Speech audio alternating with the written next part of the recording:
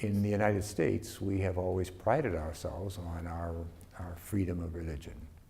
But increasingly, it's being considered freedom of worship in your church as opposed to freedom of conscience, free exercise. For example, in Catholic healthcare institutions, that they would be compelled to accept procedures and do things that would violate the conscience of staff, of doctors, nurses, of the hospital itself. I think this is something that we just need to be very aware of. It's a fundamental right, freedom of conscience, and people need to have that freedom guaranteed. But we're seeing around the world that's a serious, serious issue.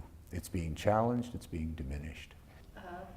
Around with you on Saturday, what strikes you as interesting? The question of the abuse of minors, when you hear about it today, it's always in reference to things that happened 10, 20, 30, 40, even 50 years ago. I think the Catholic Church in the United States has very, very decisively dealt with this problem. Those priests involved in the abuse are no longer in ministry. We have all kinds of programs now for the protection of young people. Right thing the first time around, or something to that effect. Can you speak a bit about your experience? Well, I would like to think of the two functions that the Cardinal has. One is offering his advice when asked, and then, of course, the task of electing a new pope. I don't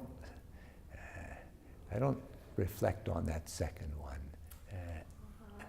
because, well, you know, I'd like to think that since all of that's in the hands of God, we have a long, long time before we have to address that.